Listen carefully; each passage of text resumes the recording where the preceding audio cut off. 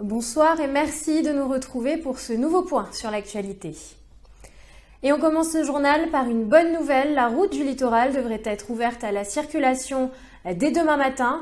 L'inspection de la falaise réalisée cet après-midi a permis de révéler qu'aucune zone instable n'a été repérée. C'est en fait la houle qui pose problème et obligera à ouvrir les voies en mode basculé. Les vagues sont tellement fortes qu'elles déplacent les blocs de béton. Une remise en état de la route est prévue cette nuit pour une réouverture programmée à 5 h demain matin.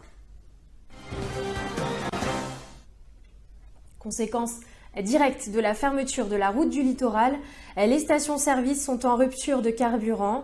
Les semi-remorques censées approvisionner les cuves en provenance du port ne peuvent pas passer avec la fermeture de la route du littoral et de la montagne depuis quelques jours. Il faudra donc s'armer de patience avant de refaire le plein dans le nord. Charline Bakowski est allée à la rencontre d'un gérant. Mais en temps normal, moi j'ai ma commande, mais là, le fait que le littoral est fermé, je suis en rupture de stock concernant le gasoil et le sans-plomb, donc depuis en fin de matinée. Et donc voilà, s'il n'y a pas de solution, on est obligé de mettre le personnel en chômage technique. Comme c'est des gros camions, donc ils ne vont pas passer par la plaine de Valmis, je pense qu'on est obligé d'attendre de toute façon. Doumazilé s'éloigne, mais le répit pourrait bien être de courte durée. Notre île est encore sous la pluie et pourtant, un autre système est en train de se former.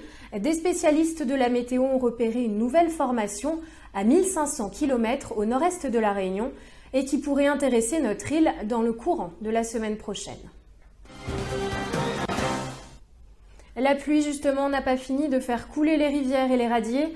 Dans certains quartiers, la circulation en voiture est devenue impossible. C'est le cas à Saint-Paul, quartier de la Grande Fontaine, où la circulation ne peut se faire qu'à pied. Plusieurs habitants se retrouvent coupés du monde depuis plusieurs jours et ils s'organisent comme ils peuvent. Voyez plutôt avec Marine Abat qui s'est rendue sur place. Alors dites-moi là, vous êtes bloqué depuis combien de temps? C'est le deuxième jour là, voilà. Et puis dès que ça va descendre ici, on pourra normalement demain, je pense, reprendre les activités normales. La première fois que vous voyez dans cet état? Il y avait Berguita aussi, mais là c'est monté un petit peu plus peut-être. Ça fait 3 jours quoi. Vous faites... Ça fait 3 jours comme ça, on peut pas aller au boulot tout. Vous pouvez pas aller travailler. Et du coup sans votre voiture vous pouvez pas aller... Bah non, on peut pas bosser.